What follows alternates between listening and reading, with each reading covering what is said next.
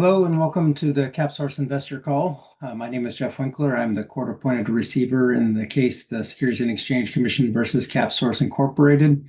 Today is June 4th, 2025, and it's approximately 10 a.m. Pacific time.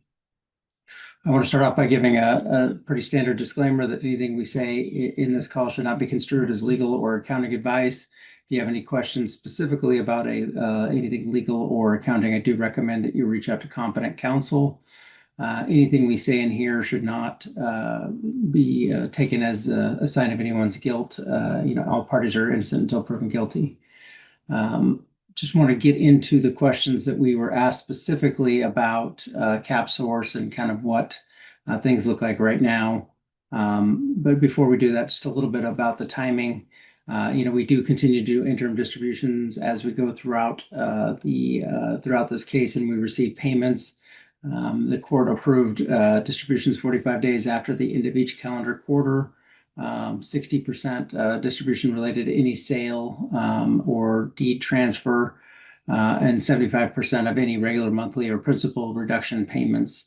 There is a holdback on each of these just to ensure that the estate can cover any unforeseeable expenses or taxes with the goal of releasing any extra money at the end of the case. Right now, we are continuing to work on property sales, and we'll get into some of that as we go through the specific questions related that investors have sent to us. So let's just go ahead and get started there. First question, dealing with some very non-loan specific issues. First question is, if I ever do receive money back, does it have to be sent to the same broker, or can you choose another broker? You can choose where you want that money to be sent. You just need to let us know what that is. The one thing I would advise, of course, is if this these funds are related to a retirement account, that you check with a tax preparer to ensure that whatever you choose to do with that money does not create tax issues that you're not aware of. Next one is, please provide an explanation about the reduction in principal loans. What are these loans? Who are the parties to these loans, and what is the collateral? A principal reduction loan is a loan in some of these cases where individual loans have not been able to meet their obligations, and due to changes in market conditions or property itself, they are not as valuable as they once were thought to be. And therefore, in certain instances, investors were asked to allow for a reduction in principal amount of payments in order to get a property sold and pay out the remaining funds that are available. Next question has to do with claims or distributions. And the main question here is, why is there not a more uniform pattern to payments to investors? Again, the payments to investors are based on monies that are received by us each quarter. And again, if it's a sale of a property or has to do with a deed transfer, 60% of those funds will be released and will be paid out. If it has to do with a loan that's receiving regular monthly payments or even sporadic monthly payments, those are paid out at 75% at the end of each quarter. And so that's why they do seem kind of sporadic. In some instances, some of the loans have not been receiving every monthly payment as they're supposed to a variety of outstanding issues that are being dealt with. And so that's why sometimes the loan amounts vary from quarter to quarter, and the payments amounts will vary from quarter to quarter because of that. Next question is, when, is there going to be a claims process? When might that start? We are still trying to determine if there will be funds available to do a claims process for those people that did take a principal shortfall or for some other reason did not receive payment on their loan. At this point, we don't yet know what that number is or if that will be available, but we do continue to work towards that. If it is determined that there isn't money available for a claims process, we can get that started pretty quickly and get it wrapped up quickly. And then the last question here is there a timeline on when I might receive my principal payment back, and when will the money held be released?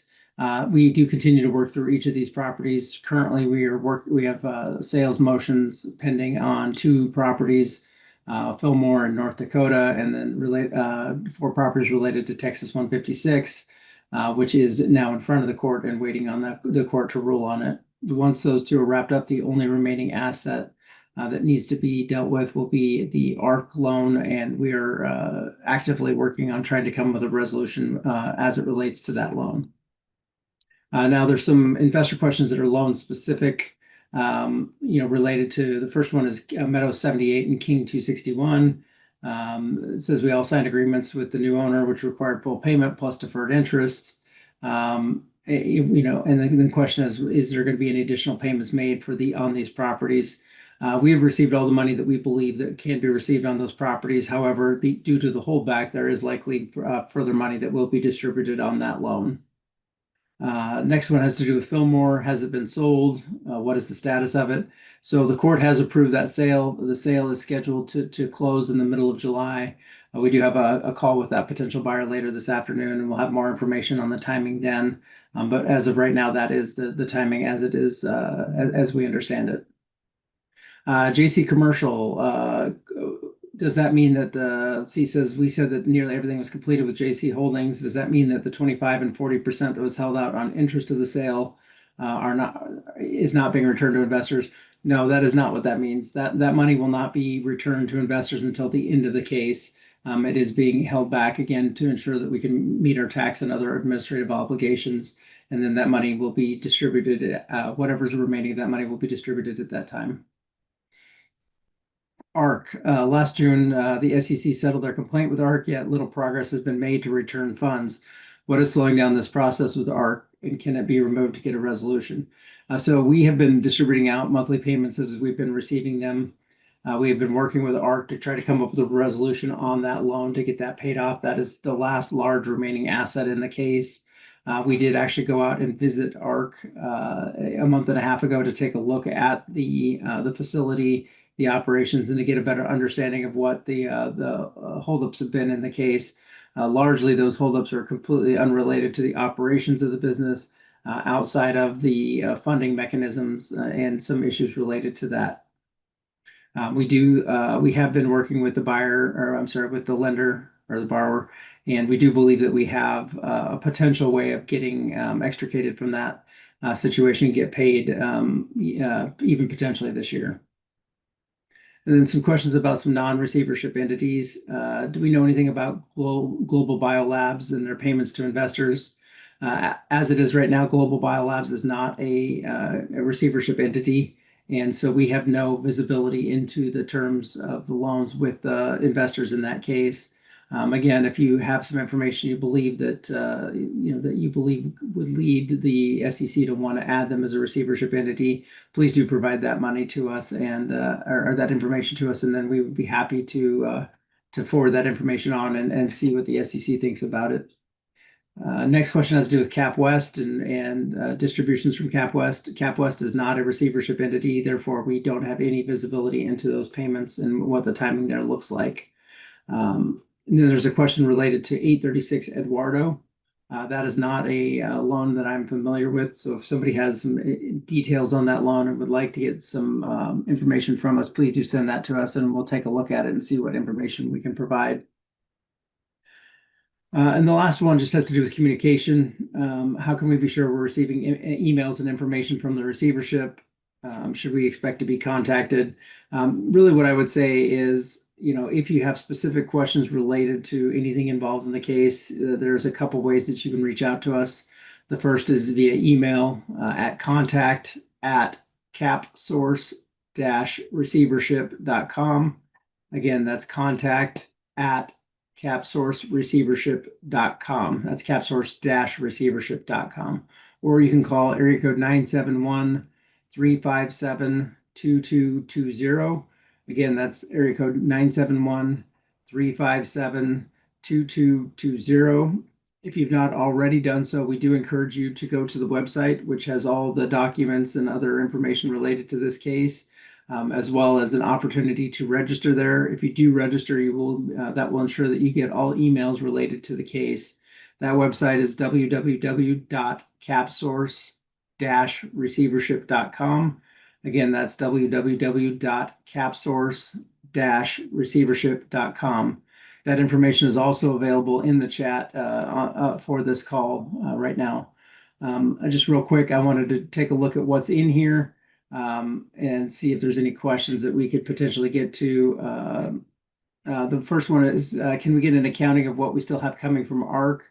We do disclose what we think is still available related to ARC. If you have specific questions about your investment, I do encourage you to reach out to us, and we can get you that information. Um, let's see, questions about Fifth Avenue. There was a holdback on Fifth Avenue, so there will be additional monies coming from there. Um, and then let's see, I've provided plenty of information on global biolabs. This should have also been part of the receivership. I've spoken to one of the board members confirming that as well. Again, we do continue we have provided the information that we have to the parties that are involved in the case. We have no control over who gets added or not added in that case.